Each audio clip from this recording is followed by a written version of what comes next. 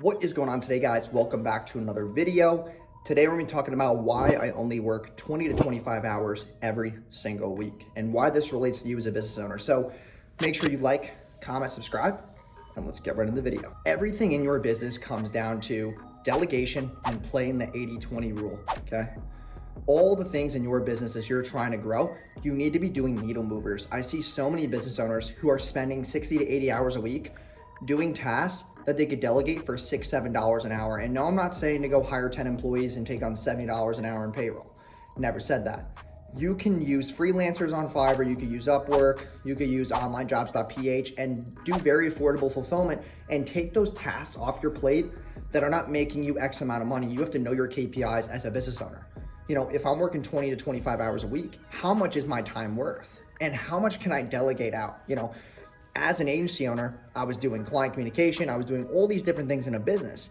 And I was realizing, you know what, I can't scale unless I hand these things off to somebody else who can at least do it as 80% as good as I can.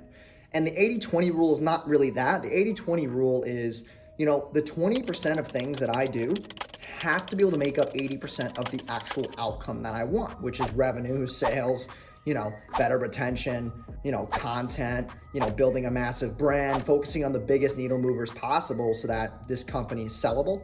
This company has the right systems, has the right SOPs, and is able to scale with predictability so that as long as I get more traffic and more leads, we all make more money with predictability, knowing those KPIs, having those numbers, you know, maybe an Excel sheet or, you know, on your CRM, whatever the case may be, so you can predictably scale your business. But the thing that kills most business owners is you get too attached. You have attachment syndrome where every single thing in the business, you don't want to delegate or you don't want to hand off because you're afraid of quality control. You're afraid of people not doing it as well as you're doing, and that is hurting your bottom line massively, okay? I know tons of business owners that have worked with us and that have wind up leaving because they simply just don't want to delegate. They want to take all the profits for themselves. They're asking me why their ad spend isn't being increased. They're asking me why their ad spend, you know, is not converting that many people. It's because you're taking sales calls, you're doing fulfillment, you're dealing with customer service emails, you're dealing with all these different things, and you don't have a clear head in mind to actually scale or make more money. I don't do sales anymore. I don't take sales calls. I don't answer customer service anymore. I only literally make content, focus on the money-making things in my business. You know, I'm doing a lot of legal stuff, finance things, you know, looking at LTV, looking at AOV, looking at those kind of things in a business and making big business decisions that are the biggest needle movers right now. And also, if you've been watching this channel, I have, you know, my own e-com brand now that we're basically scaling from 0 to 1 million, seeing how many days it's going to take me. And with that, we have a piece of social proof for more clients coming on board. And also we're going to be pitching it as a documentary so that I can get just more social proof, you know, camaraderie, whatever the case may be, to give myself more awareness in the niche. Because a lot of, you know, people ask, well, if Jason's doing all this stuff, does he have his own brand? So now I'm going to answer that objection because everything that I do in my business right now is all needle movers, all things that are going to make me the most money, because the 20% of the things that I do have to make up for 80% of the results. And that's why I only work 20, 25 hours a week, because about 5 hours a day I'll work, and then I do nightly check-ins. I'll open my laptop for an hour, check what's going on, you know, little check-ins, check my email, you know, little things here and there. Or, you know, delegate optimizations, delegate landing pages, delegate, you know, certain ad changes, or whatever the case may be.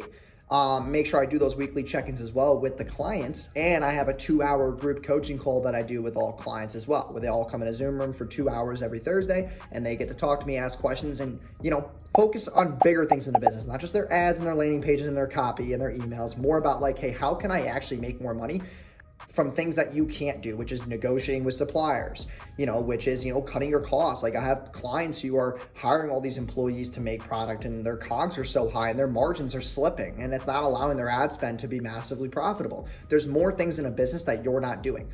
You know, lead nurture, all these things that we don't do right now because a lot of the clients are not going to pay $10, $20, $30,000 for a CRM build out unless they have that influx of leads coming in first. So there's a lot more things to really focus on, you know, building out more departments, things that are going to give bigger value propositions to the sales team, things that are going to make us more money, increase our conversion rates on the phone, increase our LTV and retention rates as well, because we're going to have more hands in a business.